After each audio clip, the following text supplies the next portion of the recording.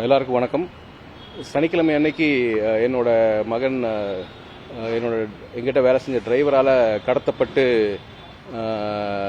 கொண்டு போன சமயத்தில் அதை துரிதமாக செயல்பட்டு உடனடியாக ஆக்ஷன் எடுத்து மகனை மீட்டு கொடுத்த கமிஷனர், அப்புறம் டிசி நார்த்துங்க, அப்புறம் நுண்ணறிவு பிரிவு ஏசி இவங்களெல்லாம் சந்தித்து இன்னைக்கு என் மகனை மீட்டு கொடுத்ததுக்கு நன்றி சொல்லிட்டு போகலான்ட்டு வந்தேன். அவங்க கோயம்புத்தூர் போலீஸோட துரிதமான நடவடிக்கையால் இன்னைக்கு என் மகன் சேஃபாக எங்கள் வீட்டுக்கு சேர்ந்திருக்கா. அப்படி இது ஒரு மிகப்பெரிய விஷயம். அவங்களை சந்தித்து பர்சனலாக தேங்க்ஸ் சொல்லிட்டு போகலான்னு இன்னைக்கு வந்திருக்கேன். நான் கடத்தப்பட்ட சம்பவத்தில் பணம் கொடுக்கல் வாங்கல் இருக்கு அப்படிங்கிற தகவல் இருக்காது என்ன சார்? இல்லைங்க, அது முற்றிலும் உண்மைக்கு புறம்பான ஒரு விஷயங்க. அவன் எங்கிட்ட வேலைக்கு சேர்ந்தே ஒரு 10 நாள் இருக்கும். 10 நாளில் குடும்ப கஷ்டத்துக்காக எனக்கு வேலை வேணும்னு என்னோட இன்னொரு ஸ்டாஃப் மூலிமா சேர்ந்தான். வேலைக்கு சேர்ந்து ஒரே வாரத்தில் சார் கொஞ்சம் டியூ கட்டணும், வீட்டு செலவுக்கு பணம் வேணும்னு சொல்லிட்டு எங்கிட்ட 16,500 பணமும் வாங்கியிருக்கிறான். அதுதான் உண்மையை தவிர அவன் தப்பிக்கிறதுக்காக எனக்கு அவன் பணம் கொடுக்கணும், அவர்கிட்ட எனக்கு பணம் வரணும்னு சொன்னது எதுவுமே it is totally baseless, totally absolutely false and it's a fake statement. காவல்துறை என்ன சார் சொல்லுங்க? அவங்க காவல்துறை ஸ்டேட்மெண்ட்லயும் அந்த மாதிரி எதுவுமே ரெக்கார்ட் ஆக கிடையாது. அவங்க இன்வெஸ்டிகேஷன்லயுமே இந்த மாதிரி எனக்கு பணம் வரணும் அப்படின்னு அவன் எங்கேயுமே சொல்ல கிடையாது. ஏதோ அவன் தப்பிக்கணுங்கிறதுக்காக ஒரு ஸ்டேட்மெண்ட் சொன்னது அன்னைக்கு இது இன்னைக்கு முன்னாடி ஒரு ஸ்டேட்மெண்டா ஃபிளாஷ் ஆயிருக்குது. இது முற்றிலும் எந்த விதத்திலுமே 100% உண்மை கிடையாது.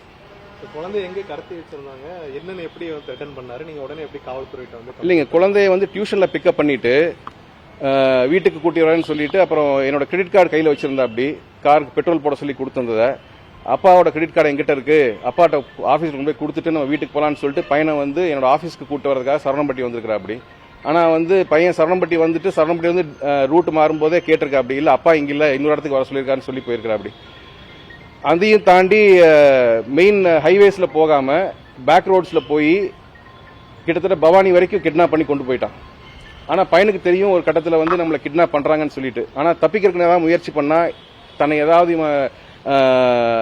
துன்புறுத்திடுவான், நம்மளுக்கு ஏதாவது பாதிப்பு வந்துருமோன்னு சொல்லிட்டு என் பையன் ரொம்ப சேஃபா ரொம்ப லாஜிக்கலா திங்க் பண்ணி எவ்வளவு தூரம் போறா அப்படின்னு பார்க்கலாம். ஏன்னா கொண்டு போய் வச்ச இடம் எல்லாமே ஒரு தோட்டம், ஒரு காடு, ஆத்துக்கிட்ட, இது எங்கேயுமே இறங்கி தப்பிச்சு ஓடக்கூடிய இடம் இல்ல.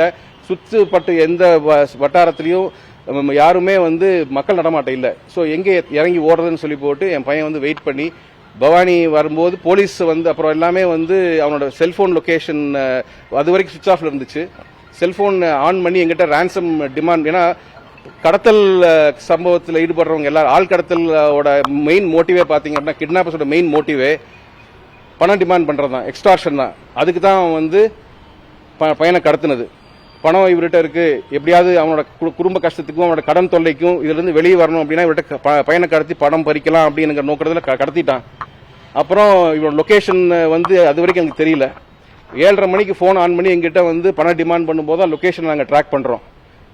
துரிதமா செயல்பட்டாங்க போலீஸ். அந்த விஷயத்துல அவங்க நான் மிகவும் பாராட்டுறேன். கமிஷனர் ஆகட்டும், சென்னையில டிஜிபி ஆபீஸ்ல இருந்து அவருக்கு இன்ஸ்ட்ரக்ஷன்ஸ் வந்திருக்கு. இங்க கமிஷனர் இவரு ஐஎஸ் ஏசி, அதுக்கப்புறம் நார்த் டிசி எல்லாருமே உடனுக்குடன் அதுக்கு உண்டான எல்லா முயற்சிகளும் எடுத்து 8 டிஸ்ட்ரிக்ட் அலர்ட் பண்ணி எல்லா இடத்துலயும் செக் போஸ்ட் வச்சு வண்டியை ட்ராக் பண்ணி பவானி இன்ஸ்பெக்டர் கவிதா அவங்க வண்டியை இன்டர்செப்ட் பண்ணி அவனை அரெஸ்ட் பண்ணி பையனை சேஃப்கார்ட் பண்ணாங்க.